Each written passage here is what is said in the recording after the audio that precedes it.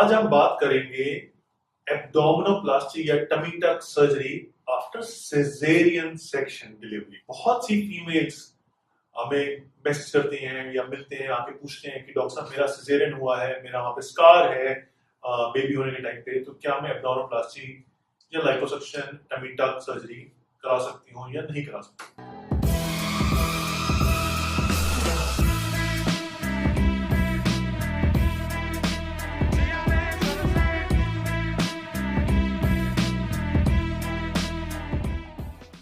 हाय, मैं हूं डॉक्टर गुप्ता। मैं बोर्ड सर्टिफाइड प्लास्टिक सर्जन हूं, दिल्ली में काम करता हूं। बहुत से मरीज ये कंफ्यूज रहते हैं कि जी क्योंकि हमारा कट आया है, निशान है, स्कार है आफ्टर सिजेरियन सेक्शन, तो ऐसे में किस तरह से एब्डोमिनोप्लास्टी या सर्जरी की जाती है, क्या उसके साथ में करी जा सकती है या उसके साथ में नहीं करी जा सकती। स्कार का क्या होगा, क्या हमारे दो स्कार आएंगे, वो स्कार इसके ऊपर आएगा, इसके नीचे आएगा।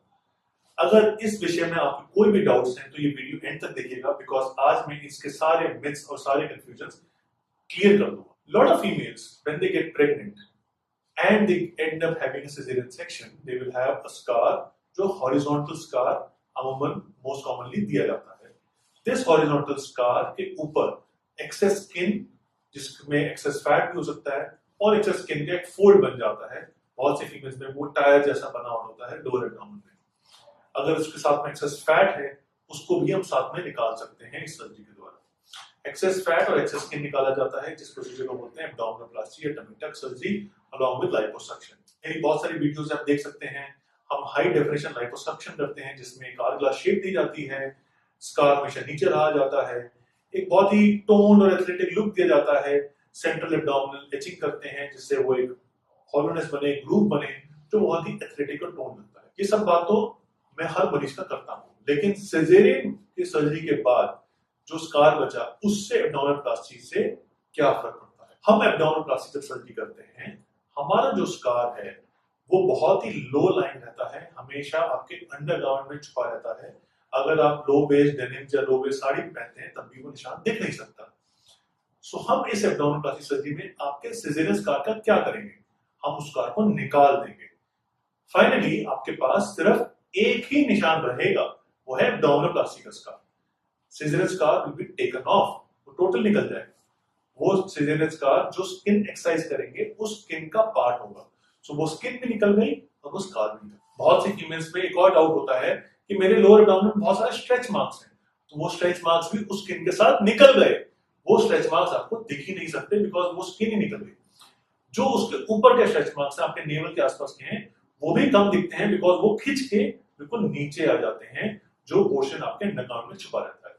सो आपका सिजेरियन का स्कार निकल गया, आपका स्ट्रेच मार्क्स लोअर एब्डोमेन के निकल गए। You will get an really nice our-glass shape, एक टोन्ड एथलेटिक लुक मिलेगा। जो स्कार है वो बिल्कुल नीचे रहा जाता है, जो अंडरगारमेंट में कवर हो जाता है, जिसको हम बिकिनी स्कार बोलते हैं। ये फायदे होते हैं एब्डोमिनोप्लास्टी टमी टक सर्जरी के। और इस सर्जरी से पहले अगर आपका सिजेरियन हुआ है, उससे कुछ फर्क नहीं पड़ता। एक बात का ध्यान रखना होता है हर सर्जन को, हर मरीज को, जब ये सर्जरी कराने जाए, कि क्या उसके सिजेरियन स्कार के बाद छोटा सा कोई हर्निया तो नहीं बन गया, क्या उनके मसल्स में कोई गैप तो नहीं रह गए, क्या उनके साथ में हर्निया के साथ में उनका डायवेरिएशन और रेक्टाई भी है क्या अपर एब्डोमेन में, क्या मसल के बीच में गैप भी ज्यादा है। अगर इनमें से कुछ है तो हम मसल रिपेयर भी साथ में करते हैं। मसल रिपेयर का फायदा क्या होता है, आपको टोन्ड लुक मिलता है, आपकी मसल्स टाइट हो जाती हैं, आपका एक आवर-ग्लास शेप हो जाता है, और कोई भी हर्निया के चांसेस अगर हैं तो हर्निया ठीक हो जाता है, चांसेस अगर बनने के हैं तो वो भी नहीं बनता।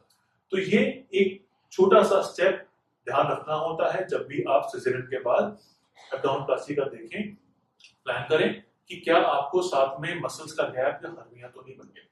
स्कार निकल जाएगा, हर्निया अगर है भी तो ठीक हो जाएगा। So these are added advantage of doing abdominoplasty after caesarean scar. So अगर आपको सिजेरियन हुआ है और आप लाइपोसक्शन एब्डोमिनोप्लास्टी प्लान करते हैं, तो घबराइए नहीं, this is a very good step. आपका स्कार भी निकल जाएगा and you will get a really nice result. अगर इस विषय में, इस टॉपिक पे आपके कोई भी सवाल है, कोई डाउट्स हैं, आप हमें मिल सकते हैं, हमें क्वेश्चन लिख सकते हैं, कमेंट्स में भी लिख सकते हैं। मेरी कॉन्टैक्ट डिटेल्स दी होंगी। Me and my team will always be there to help you and guide you. Take care, bye bye.